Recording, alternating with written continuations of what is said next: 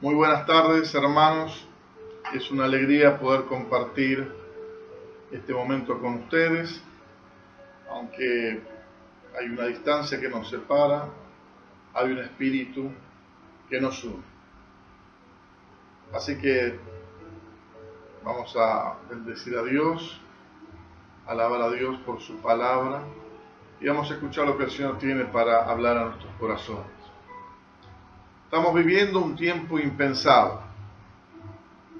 Hace menos de 2 meses, muchos de nosotros solamente escuchamos algunas noticias de lo que pasaba en China, mientras nuestras vidas transcurrían sin imaginar lo que hoy estamos viviendo. Estamos viviendo un tiempo difícil de asimilar. De repente pareciera que todo aquello que llamaba nuestra atención o nos preocupaba pasó a un segundo plano. Estamos viviendo una situación única a nivel mundial. En otros momentos hubo crisis financieras y económicas que afectaron a gran parte del planeta, sobre todo los países menos desarrollados. Pero esta pandemia golpea muy fuerte a todas las capas sociales y los países más poderosos del mundo son los que más la están sufriendo. Más allá de la pandemia y del problema sanitario que esta trae, tenemos una situación donde la gente se siente desconcertada, desbordada, sola, afligida. Aún aquellos que pensaban tener cierto control sobre su existencia, ahora viven en incertidumbre. Y más allá de la pandemia, y luego que ésta pase, la crisis económica global que va a afectar a todo el planeta, ya indica que el mundo, nuestro mundo, ya no va a ser más el mismo.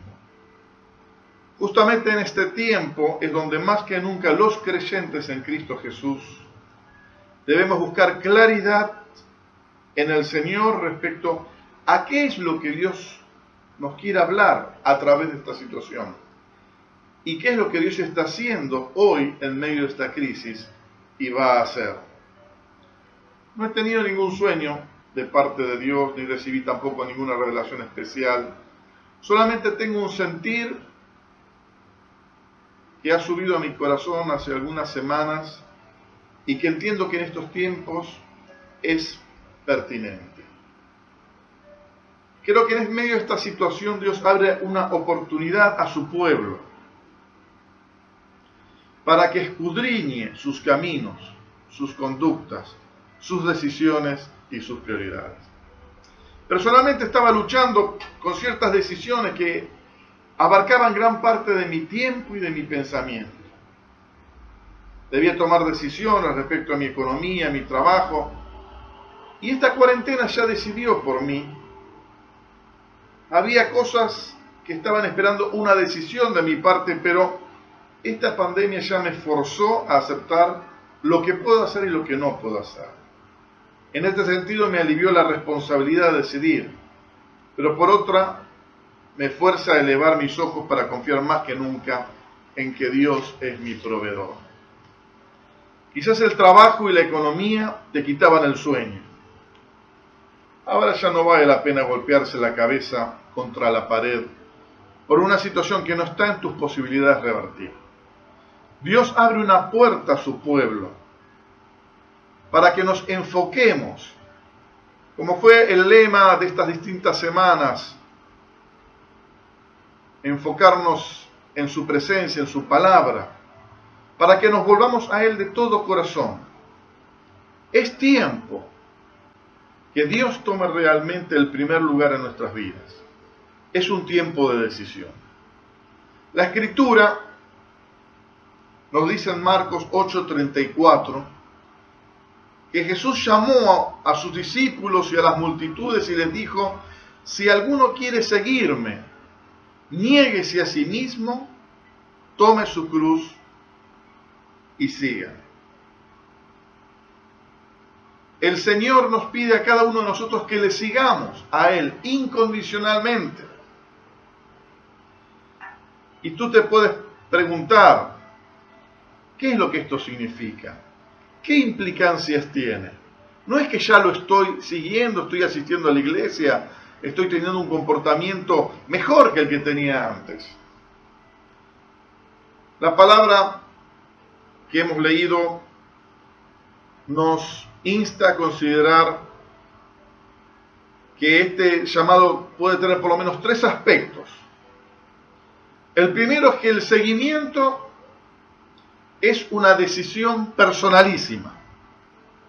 Los padres no deciden por sus hijos, ni los esposos por sus esposas, ni viceversa. Cada uno debe decidir seguir la voz de Jesús.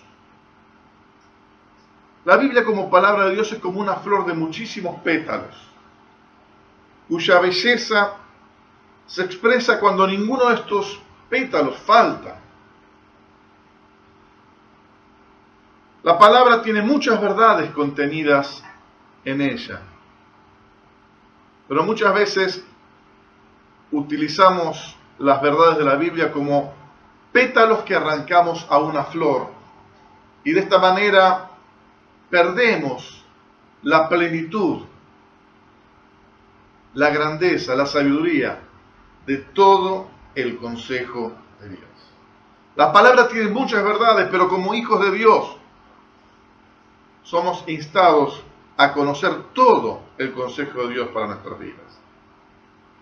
Por ejemplo, es que vivimos en tiempos donde se nos ha hablado de la gran bondad de Dios hacia nosotros, que Dios nos ama, que Dios es bueno, y lo cual es cierto. Son verdades que debemos creer de todo corazón. Esta verdad, sin embargo, pareciera tan infinita que solamente nos basta tomarla y disfrutarla. Pero ojo, cada uno debe responder a su llamado. No es simplemente tomar lo que me conviene, como quien va a un supermercado tomando la mercadería que necesita para llevar su hogar. Es tomar toda la palabra del Señor. Y Dios nos está instando a seguirle. Y esto es una decisión que no podemos dejar a un lado. Por eso el Señor dice, si alguno quiere, nadie te obliga ni nadie me obliga. Y Dios, por más anhelo que tiene de formar una familia de muchos hijos, no obliga al hombre, a la mujer, a seguirle. Él invita, Él hace el llamado, pero hay que decidirse seguir a Jesús. Si existe un término clave en el Nuevo Testamento que hace referencia a aquellos que creen en Jesucristo, es el término discípulo.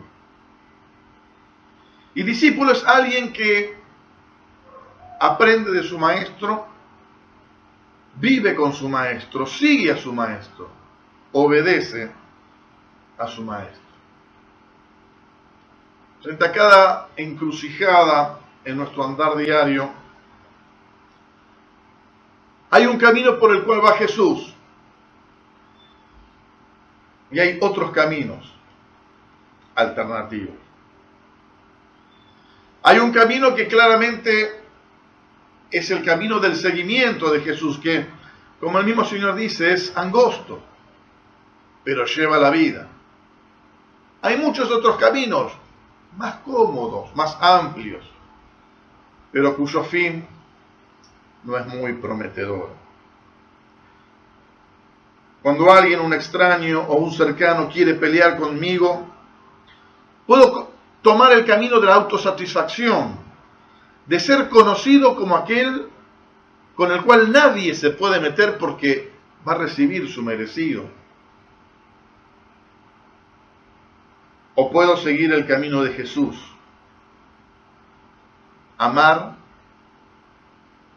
a mis enemigos, amar a aquellos que quizás no me tratan tan bien, amar a aquellos que me cuestionan.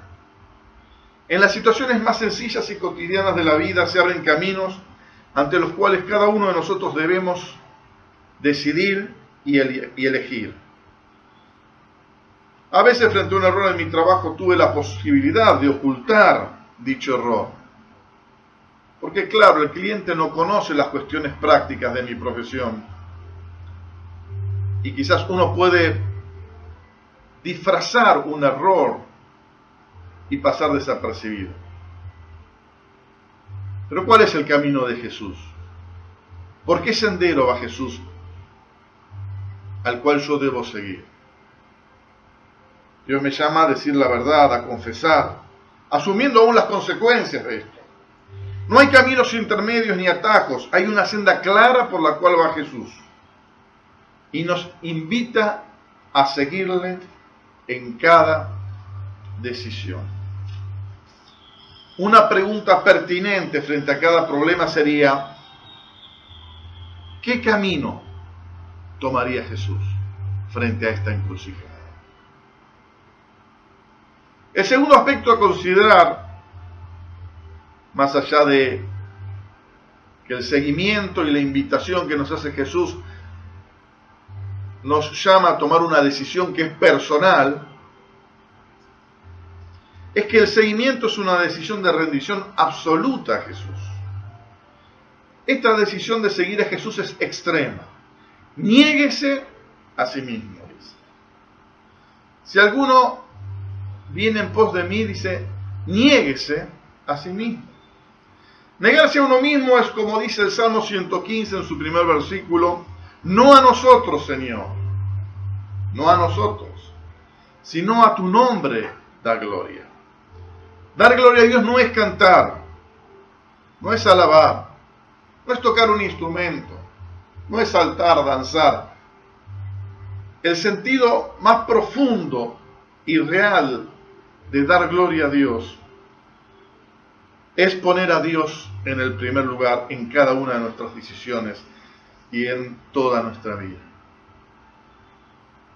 Por eso dice Deuteronomio capítulo 6, versículo 4 en adelante, en un momento dice: y amarás al Señor tu Dios con todo tu corazón, con todas tus fuerzas, con toda tu mente, en definitiva con todo tu ser, toda tu existencia.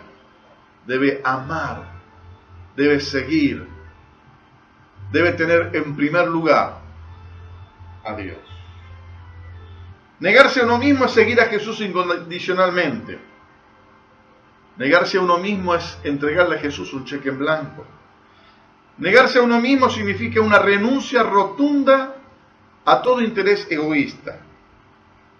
Negarse a uno mismo es asumir nuestra posición de siervo, de aquel que sirve a su maestro y a su prójimo. Jesús dijo, y siendo él el maestro y señor, dijo: no he venido para ser servido, sino para servir y dar mi vida en rescate por muchos. Negarse a uno mismo comprende dejar todo lo que nos fascina a los pies de Jesús y tomar solo lo que Él nos da. Negarse a uno mismo es renunciar a todo aquello que idolatramos, que toma nuestro corazón, que nos absorbe.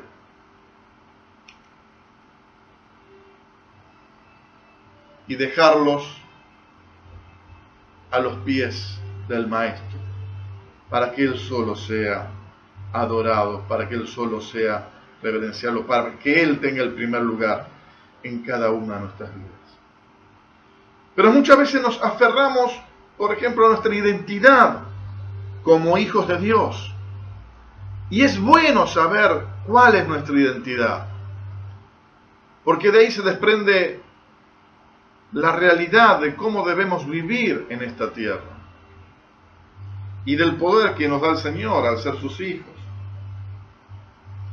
Pero muchas veces nos aferramos a nuestra identidad de hijos de Dios para llevarnos todo por delante, pensar que tenemos claridad en todo y no admitir un consejo, una corrección. Ser hijo de Dios no es simplemente un título que nos empodera. Ser hijo de Dios es ser igual a nuestro hermano mayor Jesucristo, el cual dijo: soy manso y humilde de corazón. Ser hijo de Dios es ser dócil y enseñable, es decir, alguien que se deja enseñar, que permite que alguien, un amigo, un padre, un hijo, un esposo, una esposa, le haga una corrección, una advertencia, y no por esto se enoje o se enfade. Dios nos ha hablado, por ejemplo, también acerca de nuestra vocación, de nuestro destino de gloria, de que podemos soñar. Y esto está bueno, porque nos anima, nos fortalece, nos limpia del lastre de nuestro pasado a veces, triste, difícil. Pero olvidamos que nuestro llamado más profundo, nuestra vocación más grande, es ser siervo, de servir a otros. Vivimos un tiempo donde todos queremos realizarnos, pero ninguno quiere asumir la responsabilidad. Todos queremos estar con la gente que nos gusta, pero por eso no titubeamos en cambiar de pareja rápidamente, sin luchar por la familia y por el matrimonio. Queremos realizarnos a nosotros mismos y sentirnos felices, abandonando nuestra responsabilidad delante de Dios, delante de nuestra familia y delante de la sociedad. Nuestra realización más cabal en realidad es vivir para otros, aún a pesar de que debemos negarnos aún a nuestros sueños. Negarse a uno mismo es pelear por la unidad del matrimonio, es luchar por el bien de nuestros hijos, es perdonar con liberalidad.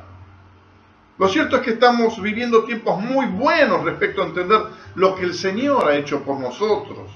Pero ojo, cuidado, no tomemos su bondad por indulgencia, su paternidad por beneficencia. No vaya a ser que terminemos jugando a la vida cristiana, siguiendo con nuestros mismos problemas de carácter, nuestra misma falta de perdón, nuestro mismo orgullo y soberbia. Todo lo cual contradice terminantemente la vida que Dios pensó para nosotros como sus hijos. En otros términos, negarse a uno mismo puede explicarse como una virtud central en la vida cristiana, que es la humildad. Se habla poco de la humildad, se habla mucho de empoderarse, de realizarse, de liderar, pero poco se habla de la humildad. Y seguramente es un tema que en algún otro momento podremos tratar, pero el negarse a uno como un acto de humildad es cuando nosotros como criaturas abrazamos depender enteramente de Dios, nuestro Creador. Es interesante porque estas cosas venían a mi corazón en estas últimas semanas, y ayer a la noche, hablando con mi hijo que está en el exterior, me comentaba que tuvo su devocional con un pastor conocido, un gran hombre de Dios, y que estaban compartiendo un libro de Andrew Murray. Cuando me dijo Andrew Murray, yo le dije, buenísimo autor, inspirador, profundo, desafiante. Y él me dijo, mira, el libro se llama Humildad, la esencia de la santidad. Enseguida fui a internet, busqué el libro, lo bajé, y en 2 horas y media casi leí más de la mitad, y realmente me conmovió porque resonaban en mi corazón las mismas notas que Dios me había estado hablando en estas semanas. Algunos pensamientos, por ejemplo, la humildad es el único suelo en el cual el favor de Dios sobre nuestras vidas echa raíces profundas. La falta de humildad es la suficiente explicación de todo defecto y fracaso. La humildad no es solamente una entre muchas virtudes, sino la más importante, pues solamente ella toma la actitud correcta delante de Dios y permite que Él haga su obra en nosotros. Deja tus armas, tu autosuficiencia, niégate a ti mismo y humíllate bajo la poderosa mano del Señor. Y podrás ver la bendición de Dios sobre tu vida. Pero este seguimiento no solamente tiene un aspecto que tiene que ver con el llamado personal, no solo es un llamado extremo, incondicional, sino que en tercer lugar, el seguimiento al cual el Señor nos llama es una decisión de morir a una vida de autosatisfacción. Si seguir a Jesús es una decisión personal que cada uno de nosotros debe tomar en cada encrucijada de la vida, si negarse a uno mismo es abrazar la humildad de reconocer que nuestro Dios merece una entrega incondicional, tomar la cruz es llevar todo esto hasta la máxima y hasta las últimas de sus consecuencias. Para nosotros, de este lado de la historia, la cruz es un símbolo muy querido, apreciado, parte fundamental de la cultura occidental. Es más, la cruz en algunas épocas llegó a ser un símbolo tan característico aún de valores que eran contrarios a lo que la Biblia hace referencia. Por la cruz, aquellos cruzados de la Edad Media mataban a los incrédulos. En la época de la conquista, a través de la cruz, se sometía a los nativos, obligándoles a creer en Jesucristo bajo pena de muerte. Nada que ver con la invitación personal y abierta de Jesús. Sígueme. Pero claro, de este lado de la historia, hablar de cruz es algo bonito. Muchos de nosotros tenemos cruces que cuelgan en nuestros cuellos, y aún hay congregaciones, iglesias que tienen hermosas cruces como parte de la decoración.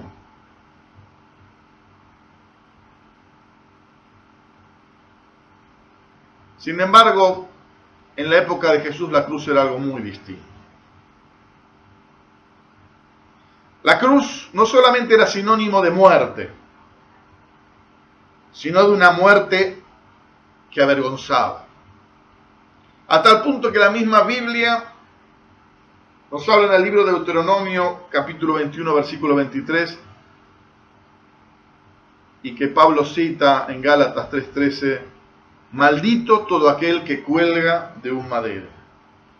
En este sentido, si ya seguir a Jesús es fuerte y negarse a uno mismo es una locura, asumir la vergüenza para los que nos rodean de creer en Jesucristo, o en otros términos, soportar el desprecio y el insulto por seguir a Cristo, quizás algunos puedan decir es demasiado, ya es ir demasiado lejos.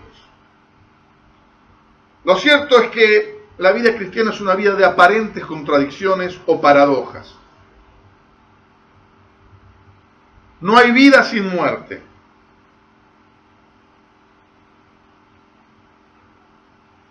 Y no hay poder si no nos negamos a nosotros mismos. Dice Marcos 8:35, todo el que quiera salvar su vida, la perderá. Y todo el que pierda su vida por causa de mí y del Evangelio, la salvará. Piensa en todo aquello a lo cual te has aferrado, fuera de seguir a Jesús. ¿Dónde está? ¿Qué tienes? ¿Buscaste tu felicidad? ¿Eres feliz? ¿Buscaste un mejor pasar? ¿Lo estás disfrutando? ¿Buscaste no sentirte solo? ¿Cómo te sientes hoy? En cambio, cuando te entregas plenamente en las manos de Jesús, sin condiciones, comienzas a comprender y experimentar que todo lo que el hombre y la mujer busca en esta vida como un fin en sí mismo, en realidad se nos va de las manos como el aceite que no se puede retener. Porque la felicidad, la plenitud, la satisfacción no son bienes supremos que debemos conseguir, sino que son el resultado de una aparente contradicción. Porque despojándote, tenés más. Perdonando, sos libre. Amando a aquellos que te odian, tu corazón tiene paz. Tú te pierdes por seguir a Jesús, pero en realidad encuentras una vida abundante.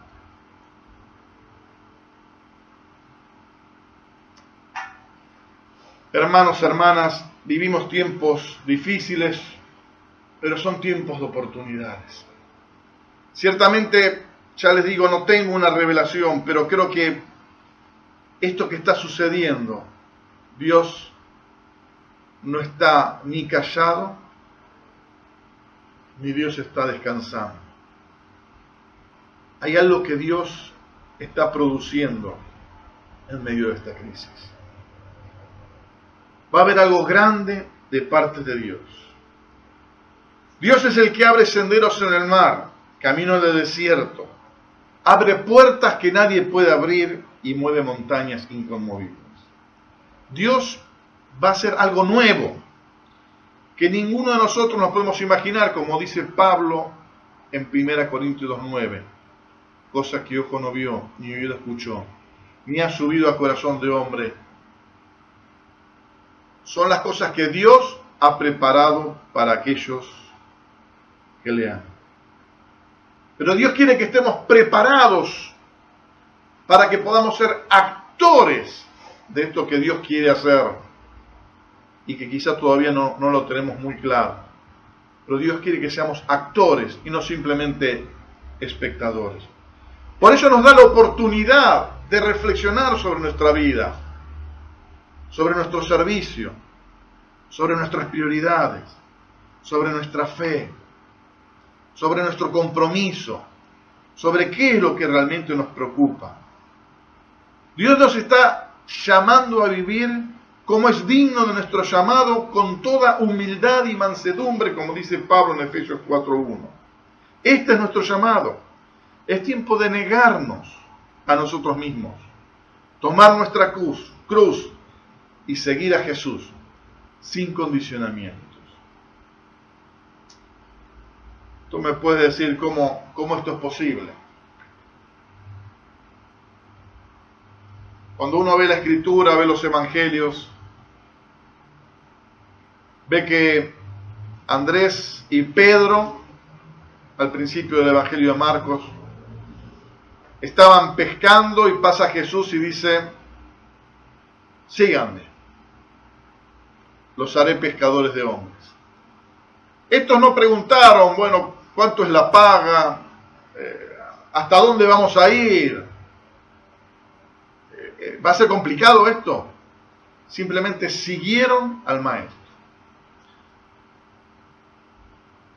Juan y Jacobo, unos versículos más adelante, estaban remendando redes y Jesús le dice: síganme. Y ellos, sin titubear, le siguieron. Es más, dejaron a su padre. Nuevamente, algo que para la cultura era algo mal visto. ¿Cómo vas a dejar tu familia, tu padre? Pero frente al llamado de Jesús, no había peros.